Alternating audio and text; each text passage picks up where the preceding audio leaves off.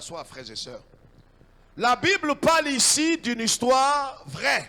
Quelque chose qui s'est passé au temps des enfants d'Israël qui campaient dans le désert. On peut lever la tête. Voyez, c'est important de savoir ce que Dieu est en train de faire dans la vie de chacun de nous. Vous savez que le chemin sur lequel nous sommes est un chemin étroit.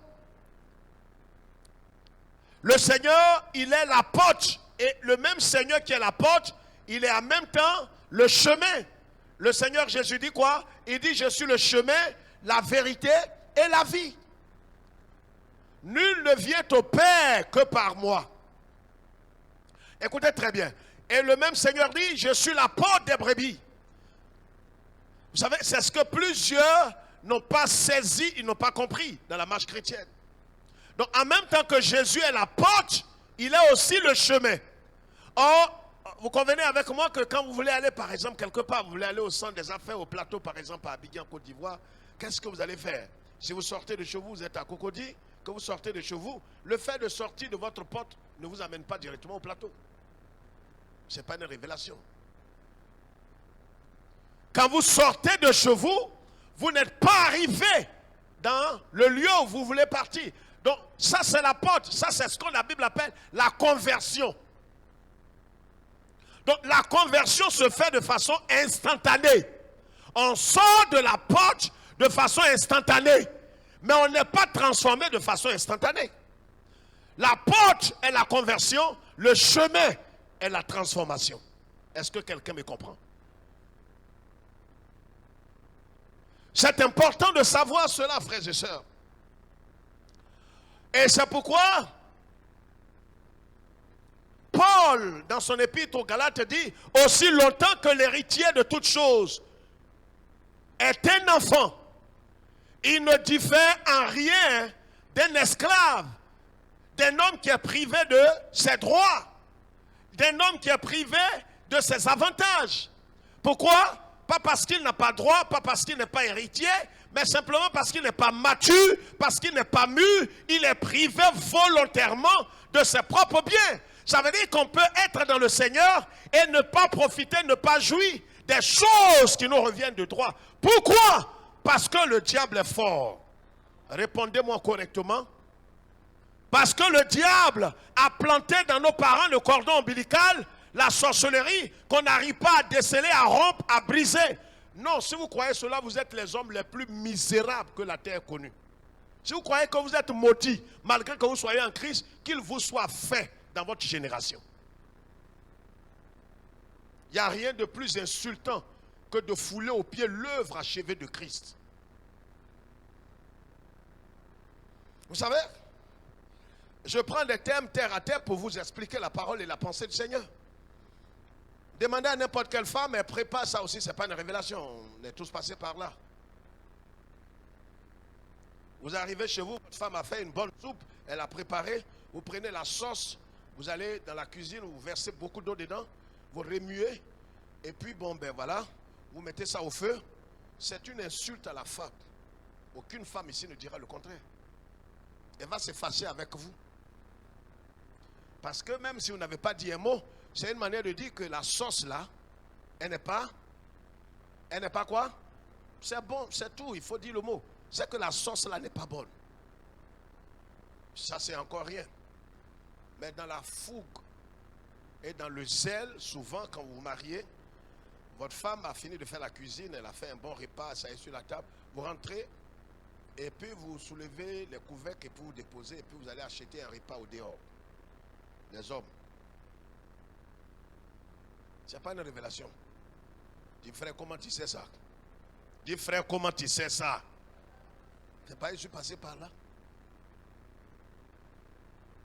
Une fois, deux fois, la femme là, elle va te faire asseoir, elle t'aime.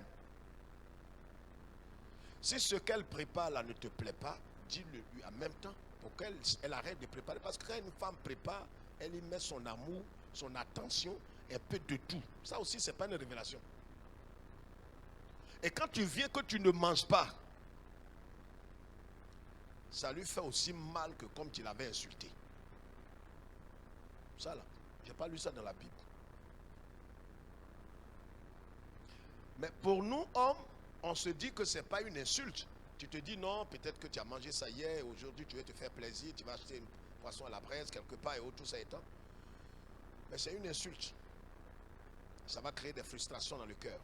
C'est la même chose que certains chrétiens font avec Jésus. Le prix que Jésus a payé, où il a été déshabillé, il a été humilié, il a été déshonoré par la terre, par la chair, par Satan et le monde. On vient, on remet tout en cause pour dire c'est vrai, tu as payé le prix, mais moi ce prix-là ne fait pas quoi, ne satisfait pas toi les exigences de Dieu en ce qui me concerne. C'est vrai, tu as payé le prix, mais je ne me sens pas libre. À la croix, le Seigneur n'allait pas dire que tout est accompli. Si tout n'était pas accompli, l'apôtre Paul n'allait pas dire il n'y a plus de condamnation, plus de malédiction, plus de jugement, jugement mystique, jugement diabolique, quelque forme que ce soit. Il n'y a plus de condamnation sur ceux, pas qui sont à l'église protestante, pas qui imitent des langues, pas qui sont évangéliques, mais ceux qui sont dans le Christ Jésus, qui sont devenus une seule entité, une seule plante avec Yeshua Hamashiach. C'est notre position. Et c'est ce que je voudrais vous expliquer ce soir. J'ai parlé avec un frère tout à l'heure et je disais, vous savez, ça ne saute pas à l'œil. Mais quand vous lisez la Bible, faites très attention. Qu'est-ce qui se passe? Vous savez que Dieu a créé le ciel et la terre en combien de temps? En 6 jours. Lisez très souvent la Genèse. Ça va raffermir votre foi. Il crée le ciel, la terre, il crée la création, il crée tout en 6 jours. Le 7e jour, my goodness, c'est là que Dieu se repose.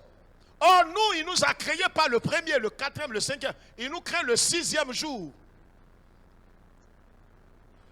Le 1er jour pour nous est le 7e jour de Dieu. Tu comprends lentement.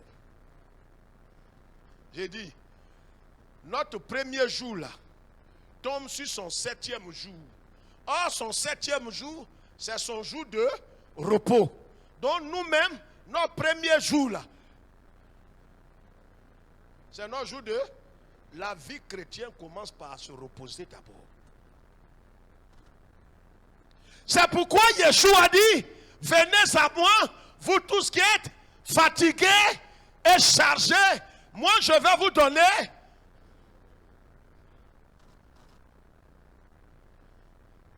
quand tu viens, Seigneur, tes agitations ne serviront pas à grande chose.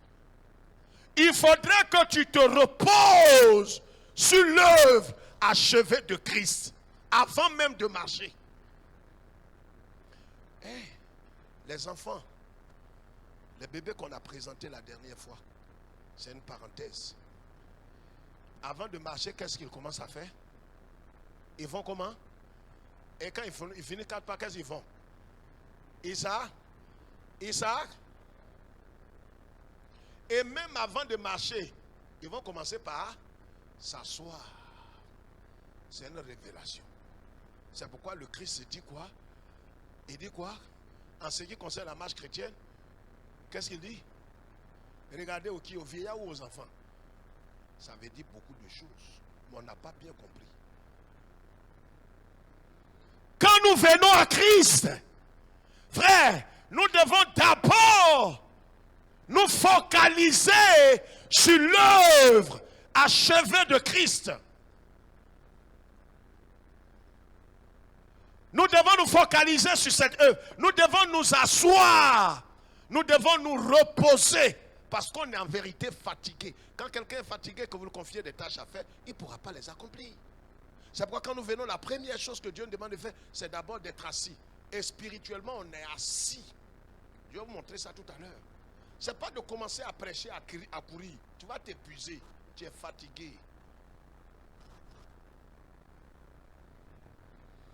Le passage qu'on vient de lire, qu'est-ce qu'il a dit? Les enfants d'Israël ont fait quelque chose, vous savez tous. Qu'est-ce qu'ils ont fait? Levez la tête s'il vous plaît. Ils ont fait quoi? Ils ont fait quoi? Ils ont calomnié Moïse, le prophète de Dieu. Et puis ils ont calomnié Dieu. Alors qu'est-ce que Dieu va faire? Dieu va faire venir dans le camp d'Israël. Qu'est-ce qu'il va faire? Il va faire venir dans le camp des serpents brûlants. Les serpents brûlants piquants. Les serpents naturels. Ils vont commencer à piquer tous ceux qui critiquent, qui calomnient, qui font tout. Cela arrive aujourd'hui, frère. Vous savez, le serpent, c'est l'image de Satan. Ça, on n'a pas besoin de faire chose. Le serpent, c'est l'image du diable. Mais combien de fois le diable ne nous pique pas? Il nous pique, pourquoi? À cause du péché. Il y a plusieurs qui ont été piqués plusieurs fois. C'est des hommes et des femmes qui ont été sauvés de la captivité que les serpents sont en train de piquer. Imaginez. Ce n'est pas des gens comme ça. C'est des hommes et des femmes, des enfants que Dieu a délivrés de la captivité de 430 ans. Sortis de l'Égypte, c'est l'image du salut. Mais comment se fait-il que ceux qui ont été délivrés, qui ont été libérés, qui ont été détachés de Pharaon, qui est l'image de Satan, qui ont été délivrés de la captivité de l'Égypte, qui est l'image du monde et du péché et de l'enfer, peuvent-ils encore être mordus par Satan, le péché qui peut ouvrir de telles portes? Le diable peut malmener un homme à cause du péché.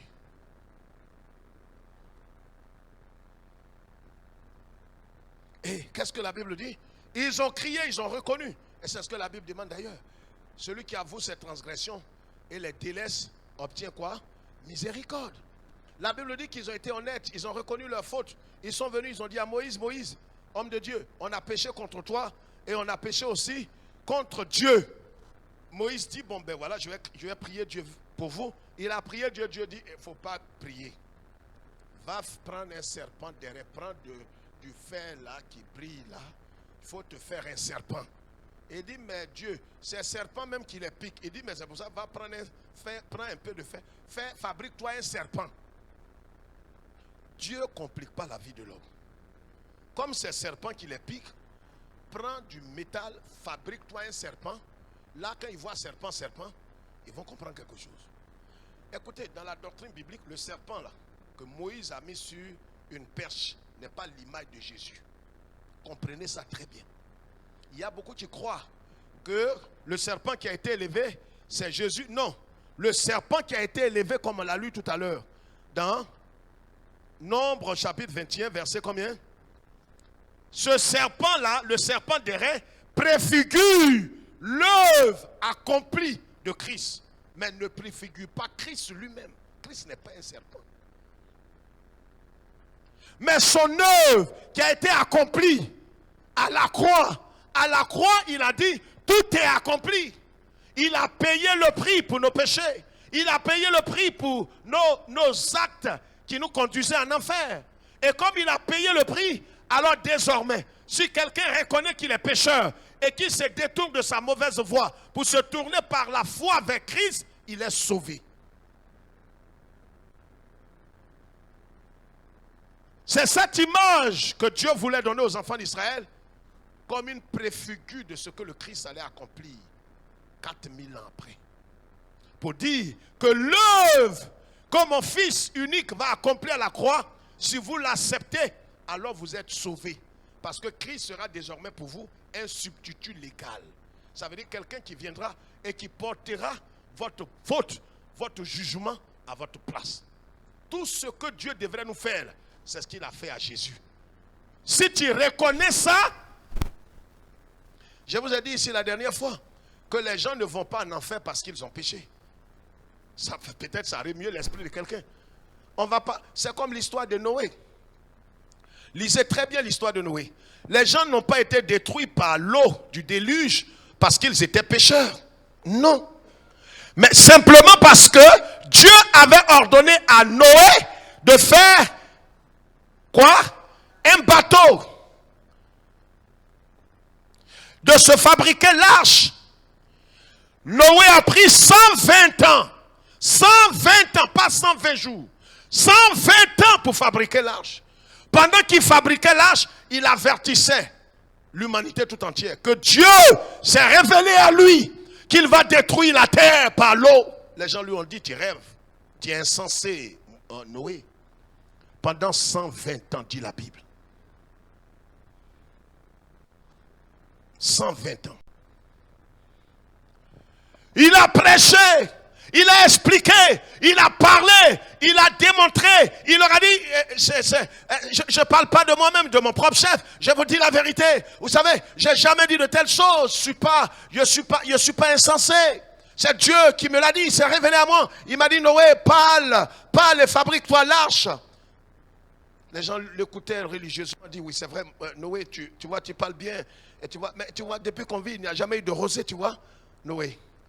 On a l'impression que ton âge avancé te joue des tours. Tu vois, Noé, on veut bien comprendre. Et c'est vrai ça. Et c'est Dieu qui t'a dit il a dit quoi? Que l'eau va sortir d'où? En bon. L'eau va sortir du sol. Oh là là, mais Dieu va détruire la terre. Hein? Jésus-Christ dit que notre temps sera exactement comme le temps de Noé. Aujourd'hui, quand vous sortez pour aller prêcher l'évangile, les gens peuvent venir, vous avez l'impression qu'ils vous écoutent religieusement. Ils vous écoutent. Ils peuvent même s'approcher de vous et avec un ton moqueur pour dire c'est vrai. Il y a des toi qui parles à toi quoi. Tu n'as rien d'autre à faire. Dis non, je suis militaire. Et je suis un capitaine. Oh, c'est vrai. Capitaine, es-tu prêt? Tu n'as pas quelque chose d'autre. Les petits microbes là nous fatiguent. Vous n'avez rien d'autre à faire qu'à prêcher. Un intellectuel comme toi, tu as été à l'école? Oui, j'ai été à l'école. Tu as été formé? Oui, j'ai été plusieurs fois à l'extérieur. Tu vois, c'est un gâchis, la Côte d'Ivoire, investi cadeau. Parce que celui qui parle, c'est un cerveau. Il voit que tu es un raté. Comment toi, un intellectuel, tu peux croire de telles sottises?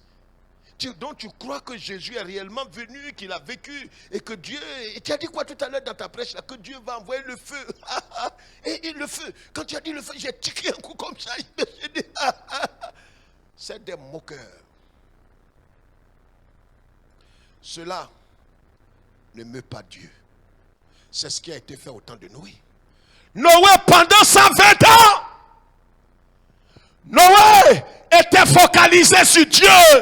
Frère, focalise-toi sur le Seigneur. Il aura des moqueurs dans ta famille, dans ton entreprise, dans ton service, dans ton ministère. Il aura des moqueurs. Mais toi, ne te détourne pas du but de Dieu. Je parle à quelqu'un ce soir. Est-ce que je parle à quelqu'un qui a des oreilles pour entendre? Ne te détourne pas. Reste focalisé. On te traitera de tous les noms. Que tu as perdu la raison. C'est vrai, on est tous chrétiens, mais tu vois, tu exagères un peu avec ton histoire de la croix. Tu vois, on te traite de pute, de temps et tu ne réagis pas. J'ai appris même que ton mari a enceinté une femme dehors. Moi, je suis chrétien évangélique, je ne peux pas accepter. Accepte de divorcer. Tu connaîtras le déshonneur, mais reste focalisé. Ce n'est pas un jeu. La vie chrétienne, ce n'est pas un petit déjeuner. Beaucoup se sont trompés. Aujourd'hui, ils sont ridicules. Noé a parlé. Les gens se sont moqués de lui. Ils l'ont traité de fou, d'égaré, de perdu, d'insensé. Après les 120 ans, dit l'Écriture, Dieu a dit à Noé, Noé, parmi les animaux, prends un mâle et une femelle. Un mâle et une femelle. Je l'ai prêché à la télévision. Les animaux n'étaient pas dans le temps de l'innocence. Ça faisait déjà près de 2000 ans qu'Adam avait péché. Donc les animaux là n'étaient pas innocents. N'étaient pas comme au temps d'Adam et Ève dans le jardin d'Éden où peut-être le serpent pouvait marcher juste à côté. Mais au temps de Noé déjà les animaux étaient féroces, méchants, parce qu'ils étaient égarés. Et même il y avait quoi? La rébellion dans leur cœur. Donc écoutez, un serpent peut te poursuivre. Le tigre, c'est toi il veut manger. Comment Noé s'est-il pris pour aller amener quoi? La paix de chaque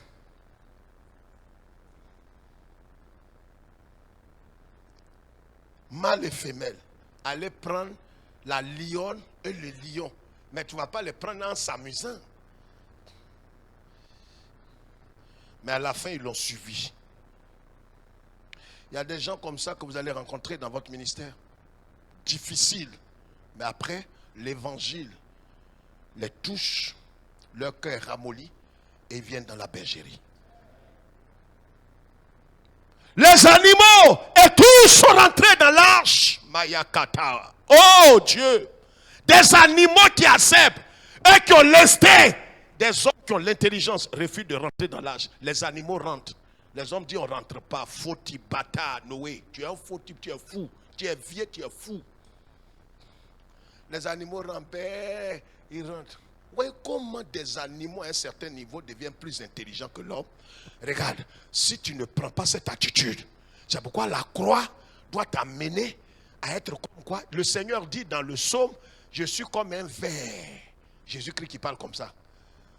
Si tu ne prends pas la posture d'un mouton, tu ne peux pas suivre le Seigneur. Accepte d'être humilié, d'être abaissé, d'être déshonoré, pour que sa volonté soit faite dans ta vie. Les animaux sont rentrés dans l'arche. Noé descend encore et dit, mes frères, c'est aujourd'hui que Dieu va fermer la porte de l'arche. Il dit, oui, que Dieu ferme. Que Dieu ferme. Que Dieu, dis à Dieu de fermer. Dieu a dit de fermer. Et il dit, il va fermer. Il va donner la clé à qui? Dieu va. Pardon, Noé, avant d'entrer, il a dit, bon Dieu, il vient avec qui même? Il vient avec qui? C'est quand les gens veulent se moquer. Et ça, je vous dis, celui qui n'a pas été véritablement affranchi, je vous parle devant Dieu, il sera déraciné. Les moqueurs vont l'amener à s'éloigner, à se déconnecter du Seigneur. Il dira trop, c'est trop. J'ai porté ma croix. Pasteur, personne ne dira que je n'ai pas supporté. J'ai supporté l'humiliation. J'ai supporté cet homme. J'ai supporté, mais je ne peux plus. Advienne que pourra. Ce que Dieu veut faire de moi, il n'a qu'à faire. J'en ai assez. Sois focalisé. Je t'en supplie, reste focalisé jusqu'à la fin. Noé était focalisé. Certains sont venus lui dire, Noé, sois raisonnable.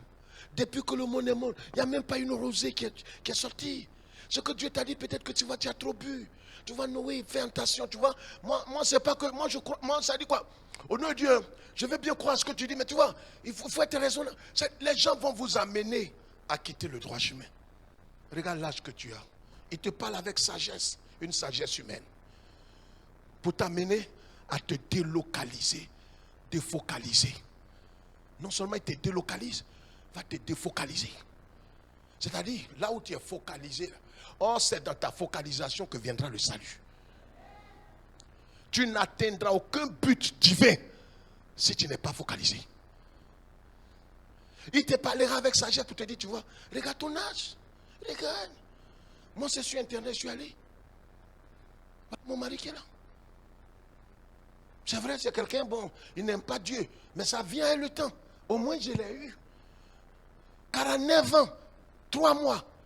Je vais où est ça? À l'église, quand tu regardes, c'est des jeunes gens. C'est des gens qui crient, alléluia, alléluia, alléluia. Mais il n'y a aucun qui va me dire quand même, 49 ans, 3 mois. Quand j'ai lu la Bible, j'ai compris que la Bible parle en parabole. La Bible dit, et toi, le ciel va t'aider après. Et je suis allé sur Internet. J'ai dit, Seigneur, je te confie mon ordinateur, je te confie même Internet, je te confie tout. Tu connais ceux qui sont dans les réseaux sociaux. Trouve-moi quelqu'un de bon, Seigneur. Je vous dis quelque chose. Quand tu empruntes le chemin de l'égarement, quand tu es rentré dans l'endurcissement, il y a des portes qui s'ouvrent devant toi. Tu as l'impression que c'est Dieu qui fait ses miracles. Oh, c'est des miracles d'égarement. Ces portes-là s'ouvrent pour que tu penses. Le diable te fait croire que tu es dans la voie de Dieu. Oh, tu n'es plus dans la voie, mais des portes s'ouvrent. Et cela te conforte davantage que tu es dans le droit chemin. Voici ce qui va tuer beaucoup. Sinon, les gens de Matthieu 7, 21, ils ne sont pas fous. C'est dans cette voie qu'ils ont persévéré, ils sont morts dedans. Et ils sont allés vers la porte du paradis. Et le Seigneur leur dit non, vous n'avez pas de place ici. Il dit non, mais c'est toi Jésus, tu te trompes. Tu te trompes. Ou bien tu ne te souviens pas de moi. J'ai fait trop de miracles sur la terre. Les guérisons, les opérations, les délivrances, j'ai opéré tout ça sur la terre. Il dit mais je ne vous ai jamais connu. Il dit non, mais ce n'est pas de moi que tu parles. Ben, ils étaient certains qu'ils étaient dans la voie droite.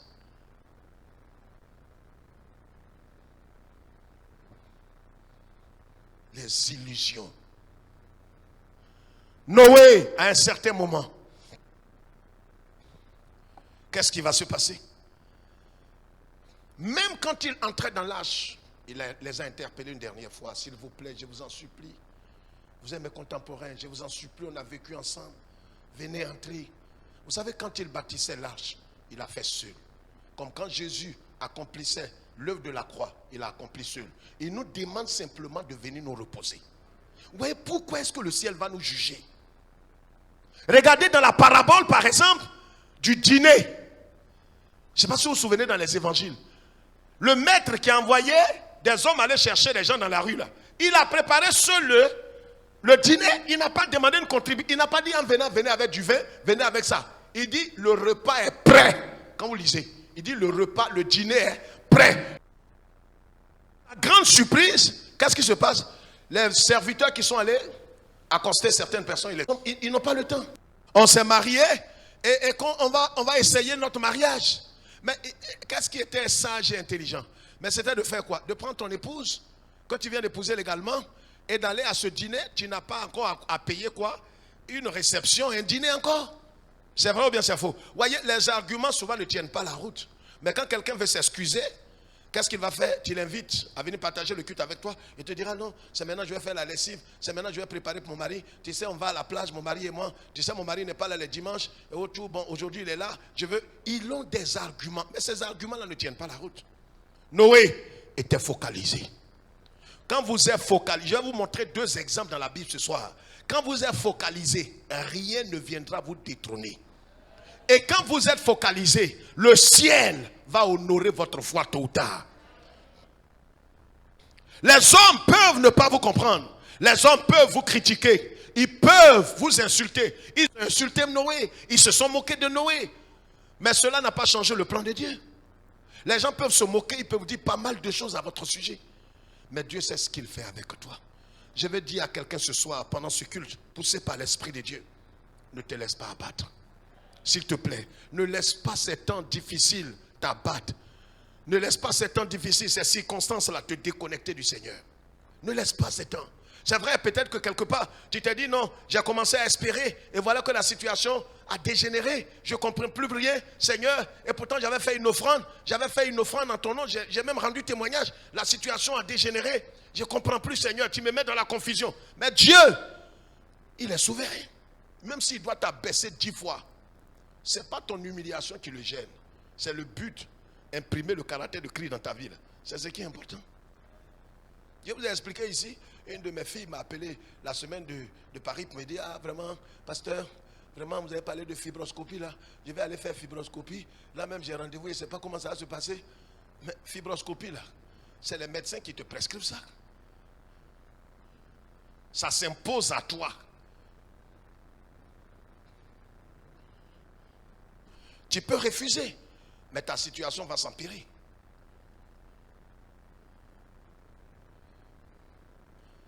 Christ, il n'y a pas d'autre alternative. C'est l'unique voie du salut. Il n'y a de salut en aucun autre sous les cieux par lequel nous pouvons être sauvés. Noé était donc focalisé et les gens, et quand il a appelé tous ces gens, aucun n'a accepté d'entrer dans l'arche. Aucun. Il y avait plusieurs millions de personnes sur la terre. Mais aucun. Quels sont ceux qui ont accepté? C'est les gens de sa famille.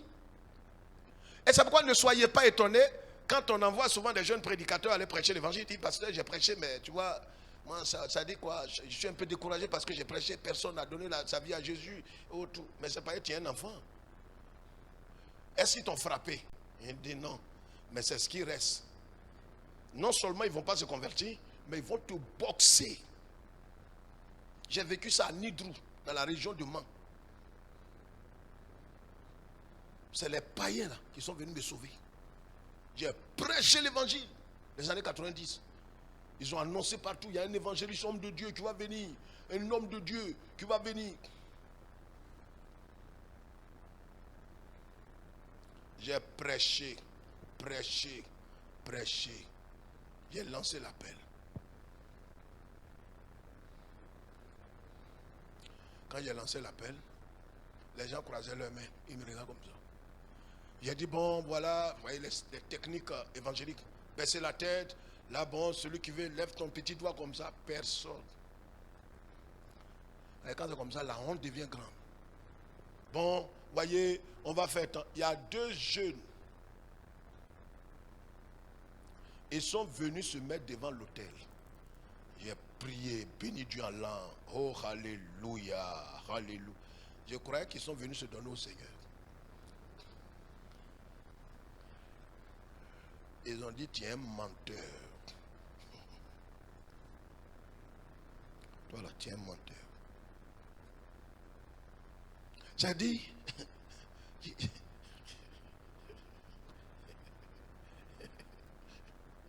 je vois des pasteurs aujourd'hui, non, je suis allé prêcher, personne ne veut donner sa vie, ça m'a découragé. Attends d'abord. Ils vont te corriger. Les 2 là, il y avait des serviteurs de autour. Attends, le groupe musical, lions-les, ça n'a pas d'effet sur eux. Lier qui? Ils sont venus sur l'autel, ils m'ont saisi.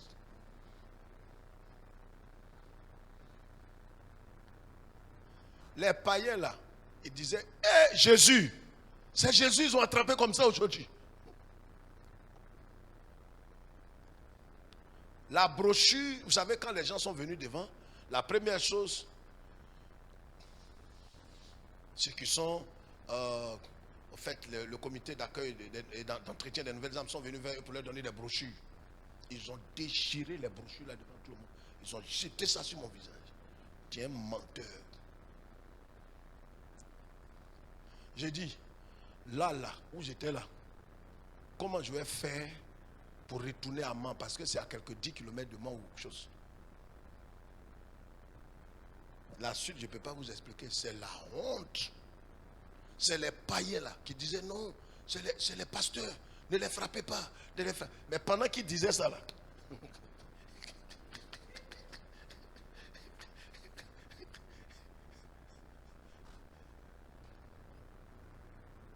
on court.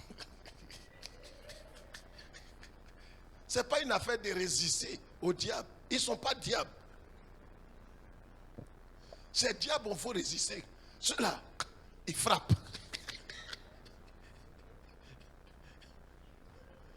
Les gens après, ils me disent, mais évangéliste, pourquoi vous avez couru comme ça? C'est la chargée divine.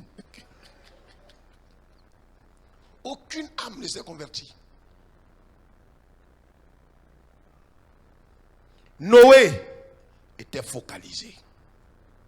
Frère, il aura des... Ça dit l'évangile Bible, tu as payé pour venir donner à ton mari. Mais l'histoire qu'il va sortir de la Bible là. Je savais que ce jour-là allait arriver. Toi-même qui ne sais rien, tu dis Amen. Je savais. Ton amant, il te dit de me donner la Bible. Mais j'ai vu dans votre jeu. Qui t'a donné cet argent? Oh, tu dis, chérie, arrête ça. Dans ça là, il va te frapper la nuit là.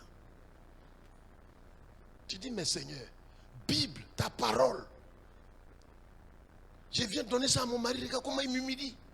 Tu n'es pas dans ta parole, il est dedans. C'est pas il est dedans même que ton mari t'a pas tué. Il t'a blessé à l'œil. Il voulait casser tes 2 yeux. Sois focalisé. Noé ils n'étaient pas découragés. Quels sont ceux qui ont accepté? Ces 3 enfants. Et puis, ces 3 enfants-là, quelle conversion même? Leur papa rentre dans l'arche, mais ils n'ont qu'à le suivre là-bas. Et puis au dehors, là, est-ce qu'ils ont parents là-bas? Donc là où ton papa rentre là, il y a des cas comme ça. Les enfants là, ils viennent à l'église, mais ils ne sont pas encore convertis. Donc il leur a dit, toi Sem, Kam et Japhé. Il dit, mais papa, on rentre avec toi. Et vos femmes? Il dit, mais on suit nos maris. Voici ceux qui ont cru au message de Noé. Donc Noé lui-même, avec sa femme, et puis ces 3 garçons-là, et leurs femmes, ils sont 8. Bateau là, peut prendre 10 000 personnes. On a retrouvé les caracas sur le mont Arara en 85. Le reste du bateau là, on a retrouvé ça en 1985. 10 000, ça peut prendre. Mais ils étaient 8. Il a dit bateau là, ils se promènent dedans. Comme ça, on dirait forêt. Autour. Mais si Noé les blaguait, pour dire, ouais, on va faire Tchèp pendant 40 jours. Il y a la bière. Dis Noé, ça commence quand? Ouais, les gens ont besoin que vous les flattez. Avec un autre évangile, ils vont remplir l'église. Flattez-les. Mais si vous voulez vous focaliser sur Christ, demeurez en Christ, restez en Christ, l'humiliation ne tombera pas. Le scandale de la croix sera manifeste dans votre vie. Parce que les gens à la fin vont vous trouver vous-même fautifs. C'est pourquoi la focalisation, vous voyez, Noé était resté focalisé sur l'arche. L'arche. C'est l'arche là qui l'a sauvé. Aujourd'hui, il y a certaines situations qui sont certainement en train de te titiller l'esprit pour t'amener à baisser les bras, à faire quoi? À te déconnecter du Seigneur, à faire quoi? À ralentir dans ta foi. Ne le fais pas. N'écoute pas la chair et n'écoute pas le monde. Reste concentré, reste focalisé. Concentre-toi. Vous savez, il y a certaines... Regardez par exemple ceux qui conduisent, par exemple le train et même la voiture. Si vous conduisez et que vous êtes sur une grande voie et que vous êtes distrait, 1 seconde seulement, mais c'est fini, vous serez dans le décor. On m'a même dit que dans l'aviation, les pilotes là, ils ne doivent pas avoir trop de soucis. Et c'est pourquoi on leur donne suffisamment d'argent. Mais si le monsieur, en décollant, il n'a pas encore payé son loyer, et le propriétaire lui a bien dit, regarde, quand tu vas atterrir, au nom de Dieu, je vais atterrir chez toi. Et ça dit ce que je t'ai jamais montré. Et il décolle avec 400 personnes. Il pense à ce que le monsieur lui a dit, quand tu vas atterrir, il préfère lui-même se jeter dans un océan avec tous ces 400 personnes. Ils n'ont qu'à mourir ensemble. C'est pourquoi le test qu'on fait à ces pilotes, c'est trop. Tu as un souci? Tu regardes comme ça de façon encore. Tu as un souci? Non. Tu as un souci? Oui. On ne peut pas te prendre là-bas. Soyons focalisés. Et tous ceux qui étaient mordus par le serpent, beaucoup sont morts. Malgré que le serpent d'airain soit sur la perche, beaucoup mouraient. Pourquoi? Parce qu'ils préféraient regarder leur plaie que de se focaliser sur le serpent d'airain. Si on ne se focalise, mais pour se focaliser, je voudrais vous citer 3 choses que vous allez écrire. La première chose, il faut reconnaître qu'il n'y a rien de bon en nous et que la solution n'est pas en nous. Romains chapitre 7, le verset 15 jusqu'au verset 19. C'est la première attitude que nous devons avoir. Ne crois pas qu'avec ton diplôme, ta sagesse, ton rang social, il y a quelque chose de bon en toi. Il n'y a rien de bon en toi. Ta sagesse humaine n'est que péché. Ta volonté humaine n'est que péché. Donc il n'y a rien de bon en toi. Il n'y a rien de bon en moi. Quand vous savez qu'il n'y a rien de bon en vous, ce que vous devez faire, c'est de faire quoi? C'est de regarder en dehors de vous. L'apôtre Paul dit, je veux faire le bien, mais le mal est attaché à moi. Malheureux et misérable que je suis, qui me délivrera de ce corps de péché? Ne pensez pas qu'il y a quelque chose de bon en vous. Si vous avez cette pensée, vous allez vous tromper gravement. Dans votre nature adamique, dans ma nature adamique, c'est exactement comme l'excrément humain. Est-ce qu'il y a quelque chose qui est bon dans l'excrément humain? Absolument rien. Ta nature humaine, ta nature adamique est au même titre que l'excrément humain. Or, dans ta nature adamique, tu as une volonté. Dans ta nature adamique, tu as une sagesse. Dans ta nature adamique, tu as une intelligence. Mais tout ce que tu possèdes dans la nature adamique ne peut pas te rendre service. C'est pourquoi quelqu'un peut avoir un doctorat, il peut avoir un master, il peut avoir un PhD, mais il va s'asseoir devant quelqu'un sur une peau de coq pour dire, dis mon avenir. Il est intelligent sur le plan académique, mais il est inintelligent. Selon Romains chapitre 3, verset 10 à 11, il dit, nul n'est intelligent, nul ne cherche Dieu. C'est pourquoi, regardez, quand un homme se convertit véritablement en Jésus et qu'il a l'esprit de Christ,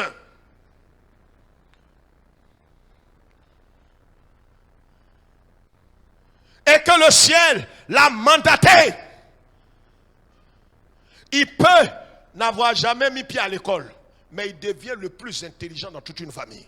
Regardez autour de vous. Je ne parle pas de ceux qui sont à l'église simplement. Je parle de quelqu'un qui est né de nouveau, rempli du Saint-Esprit, et qui a le témoignage du Saint-Esprit qu'il est né de nouveau.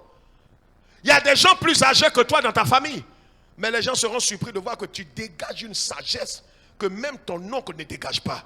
Ta mère ne dégage pas. C'est-à-dire, les gens te demandent, mais d'où te vient cette sagesse? Honnêtement, je parle à quelqu'un ce soir. Écoute, ne lève pas la main si tu n'es pas des nôtres. J'ai vécu ça. Des problèmes les plus complexes, les gens vont t'interpeller et tu trouves des solutions. Les gens disent, mais c'est ce qui est arrivé à Jésus. À 12 ans, il réglait les problèmes.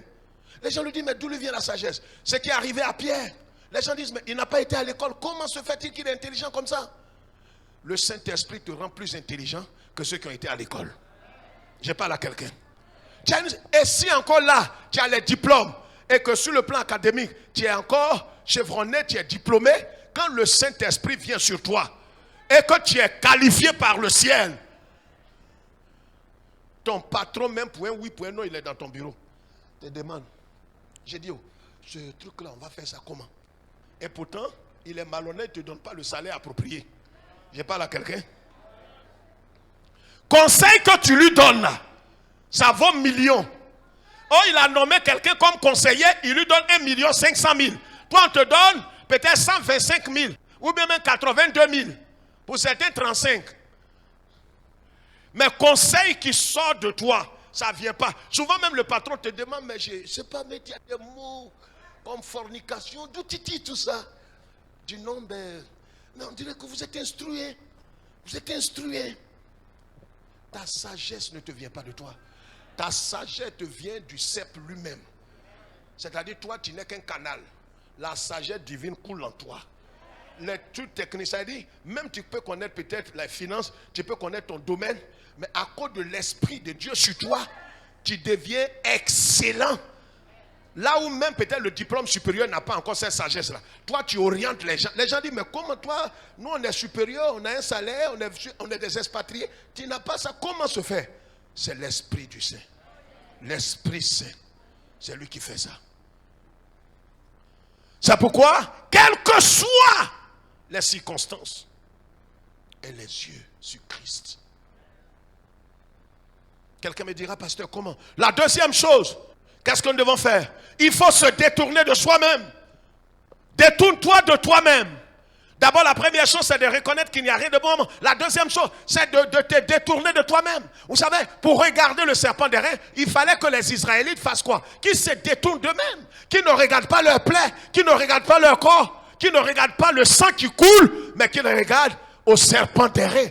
Regarde à l'œuvre achevée de Christ. Quelle que soit la durée de ce problème, ne regarde pas le problème. Vous savez, plus tu regardes le problème, plus le problème t'envahit.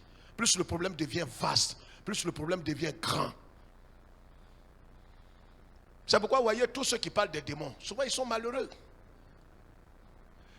Vous savez, c'est un esprit de dragon. Et l'esprit de dragon, quand il a sorti ça comme ça, je dis, hé Seigneur, c'est que l'esprit de dragon. Et l'esprit de dragon, il ouvre un œil. Et quand on l'a ouvert, il dit, tu es frère qui même? Tu es fou, tu es frère qui?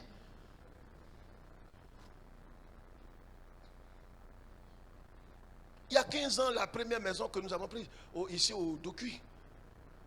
Le jour qu'on a aménagé dans la maison, les gens sont venus, ils tournent, ils passent devant. Je ne comprenais pas. J'ai dit à ma famille, vous restez tous là-bas. Je vais aller dormir seul. C'est là que quelqu'un va m'appeler pour me dire, cette maison est hantée. Qu'il y a un bébé qui pleure dans la maison. Vraiment ça? Mais écoutez, moi je suis en crise. Je suis en crise. C'est réel. La réalité n'est pas la vérité. Je ne vais pas là parce que c'est faux. Je vais parce que j'ai quelqu'un qui est supérieur. Je suis allé, il n'y avait pas d'électricité. J'ai cherché des bougies, j'ai allumé, pas pour prier. Il faut être fou, il y a allumé et puis tu allumes bougie. Il n'y avait pas de lumière, c'est pourquoi il y a allumé bougie pour éclairer la maison, pour dormir. Donc j'ai pris une des chambres, il y avait 4 chambres. Je dors dans une des chambres. La nuit, j'entends un cri. Vous savez, les choses sont authentiques. Je me lève. Il faut être honnête. La peur m'a envahi. Dit Yacoub. Je suis allé à la fenêtre à Air Force pour regarder si une maman ne s'est pas trompée ou bien quelqu'un est rentré dans la cour et il est dormi tôt. Je ne vois personne. Pour redormir là. Ça devient... Je confesse, non? On est en direct. Si vous confessez vos péchés, il est fidèle et juste. Frère, je dors encore maintenant, je dors d'un œil. Bébé la pleure encore. Donc c'est maman, je suis venu chercher comme ça ou bien quoi? Avant d'aller me coucher là, j'ai proclamé dans le salon. Ça n'a pas empêché bébé là de crier encore. Frère, quand cela arrive, va te coucher en comptant sur Christ. Je suis allé me coucher. Je lui ai dit, dragon là, il n'a qu'à venir m'avaler. Si aujourd'hui tu ne m'as pas tué, à partir de demain, on lave la maison, toute ma famille déménage ici. Matin, je me suis levé. Il y a une des voisines qui est venue me saluer. Monsieur, ça va? J'ai dit oui, ça va. Qui va dire que ça ne va pas? Vous avez dormi ici, vous n'avez rien entendu. Oh bon, pas grand chose, hein? Pas grand chose. Je n'ai pas dit c'est pas vrai. Je n'ai pas dit aussi c'est vrai. Je dis pas grand chose.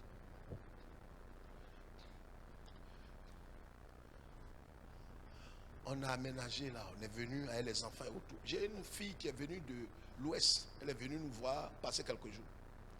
Elle s'est levée très tôt. On lui a demandé qu'est-ce qu'il y a. Il y a un bébé qui pleure dans la maison ici, qui crie dans la cour là.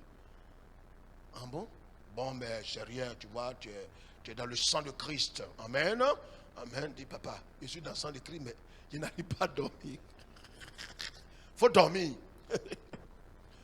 Compte sur la position que tu as en Christ. La Bible dit, il nous a fait asseoir dans les lieux célestes. C'est-à-dire physiquement, je suis ici, mais spirituellement, je suis assis dans les lieux célestes avec Christ. Et je suis, quand on est assis dans les lieux célestes, c'est que tu es au-dessus des dominations et des principautés. C'est pourquoi, regarde, quand tu arrives à ce niveau-là, pour que tu restes focalisé, qu'est-ce que tu dois faire? Il faut te détourner de toi-même. Ne regarde pas en toi comme si tu avais des armes spirituelles. Ne regarde pas en toi comme si tu avais une force spirituelle. Compte sur le Christ. Regarde à Jésus. Compte sur la capacité et les valeurs de Christ.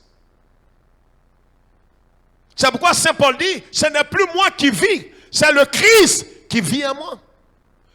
Ce que j'entends est réel, mais ce n'est pas la vérité. Parce qu'il y a une seule vérité, c'est Jésus. Et Jésus, la vérité, triomphe de la réalité. Je parle à quelqu'un. Et c'est ce qui va t'amener à être focalisé. Et c'est ta focalisation qui sera ton salut. Sera ton salut. Il dit personne ne se marie dans la famille. Tu vas voir, quand tu vas commencer, effectivement, tu es fiancé, les problèmes commencent. Tu as l'impression que ce qui est arrivé à tes soeurs, c'est ce qui va t'arriver. C'est la réalité.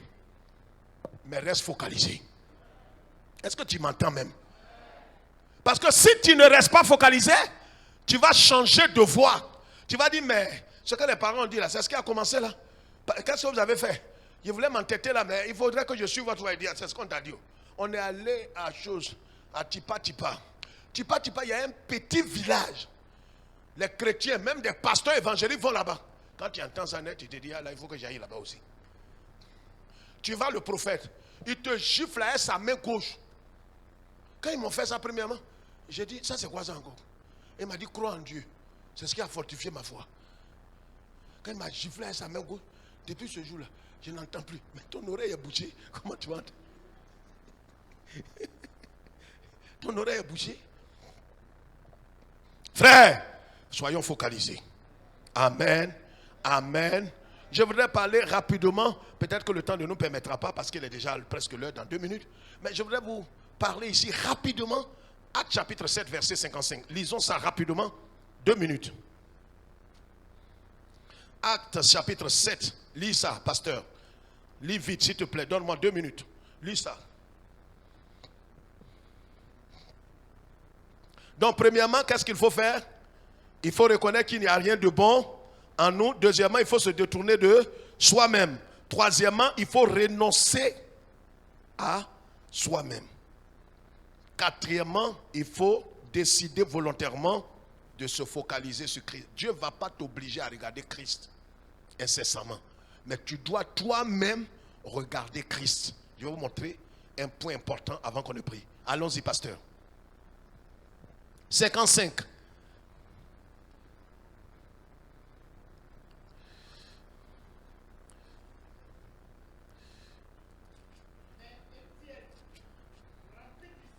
Écoutez très bien. Hein? Il est rempli du Saint-Esprit. Bien-aimés frères et sœurs, vous ne pouvez pas vous focaliser si vous n'êtes pas rempli du Saint-Esprit. Voilà un homme que des hommes ont commencé à lapider. Paul était au nombre de ces gens qui le lapidaient. Lui, il n'a pas jeté de cailloux, mais la Bible dit que tous ceux qui voulaient le lapider ont enlevé leur boubou et ils ont donné à un petit qu'ils appelaient Saul. C'était Paul. Il n'était pas encore converti. Lève la tête. Et il a ramassé. Vous savez, vous pouvez être aussi complice. Quand les gens veulent faire par là, ils disent, bon, voilà, bon, c'est à moi, tu veux te battre. Viens attraper mon habit. Toi qui attrapes l'habit de celui qui veut se battre là, tu es complice. Saul a attrapé les habits de ceux qui ont décidé de tuer Étienne par lapidation. Étienne n'a rien fait. Il était rempli. Frères et sœurs, au nom du Dieu dont je suis serviteur esclave, si vous n'êtes pas rempli du Saint-Esprit, rempli de la parole de Dieu, parce que Étienne a cité plus de 40 fois, comptez bien, 40 fois l'écriture. 40 fois. La première chose, c'est d'être rempli du Saint-Esprit. La deuxième chose, il faut être rempli de la parole. Si vous ne connaissez pas la parole, tu n'es pas dans la parole, tu n'es pas impliqué, imbibé, rempli de la parole de Dieu, tôt ou tard, tu vas enlever tes regards sur Jésus et emprunter d'autres voies. Parce que tu diras, c'est vrai, j'ai persévéré jusqu'à ce jour, mais je ne peux plus, parce que trop, c'est trop. Ce mariage-là, je laisse tomber. Je laisse tomber ce mariage. J'ai perdu mon temps. Je ne veux plus. Même si Dieu tu veux me tuer, tue-moi. Pourquoi? Parce que tu ne sais pas ce que tu es en train de dire. Tu ne lis pas l'écriture. Et tu n'es pas rempli du Saint-Esprit. Étienne, les yeux fixés vers le ciel. Mais la Bible dit que c'est parce qu'il était rempli du Saint. Si les yeux n'étaient pas fixés sur le sol, les yeux n'étaient pas fixés sur ses problèmes, il n'est pas focalisé. Voyez, aujourd'hui, frère, j'ai dit de lever la tête, j'ai 1 minute. La plupart des chrétiens sont focalisés sur quoi? Sur leurs problèmes. Focalisés sur la montagne. Focalisés sur leurs difficultés. Les épreuves qu'ils sont en train de vivre. Seigneur, pourquoi moi? Avec tout ce que je fais dans ta maison. Regarde comment je me sanctifie. Regarde comment je te sais avec sincérité. Mais pourquoi? Jusqu'à quand, Seigneur? Tu vas m'enlever cette croix, cette épine. Seigneur, je suis honnête avec... Pourquoi les gens qui sont honnêtes avec toi, tu les traites comme ça? Étienne était honnête. Il craignait Dieu. Il a cité près de 40 fois l'écriture. Il était débordé, rempli du Saint-Esprit. Regardez ce petit passage. Permettez qu'on termine. Lis.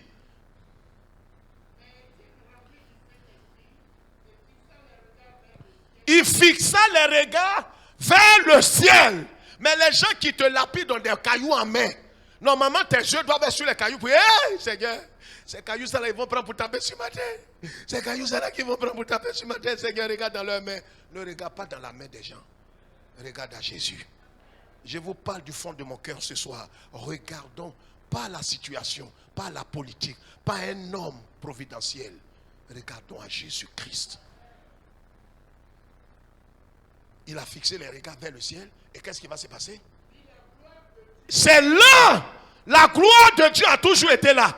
Mais si ses yeux n'étaient pas focalisés sur le ciel, il n'allait pas voir cette gloire. La gloire de Dieu pour ton mariage, pour ta santé, pour ton voyage, pour ton affermissement est déjà établie. Le problème, c'est quand tu te focalises sur le ciel.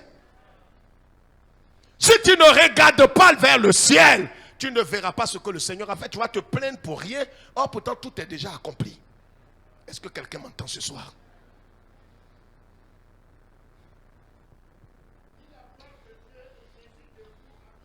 Comment ça? Comment ça? Comment ça? C'est un paradoxe. La Bible dit dans Éphésiens chapitre 2 que le Seigneur, quand il est rentré dans le ciel, il s'est assis à la droite de Dieu le Père. Mais Étienne, goodness, je dis à cause de ta situation, il y a des situations tragiques qui amènent le Seigneur qui était dans le repos, il s'est obligé de se lever. Je prie que ta situation amène le Seigneur à se tenir debout à cause de ton intégrité de cœur, ta persévérance, ta focalisation, ton amour pour le Seigneur, la plénitude du Saint-Esprit, la connaissance de la parole du Seigneur. Que le Seigneur se lève sur ton cœur.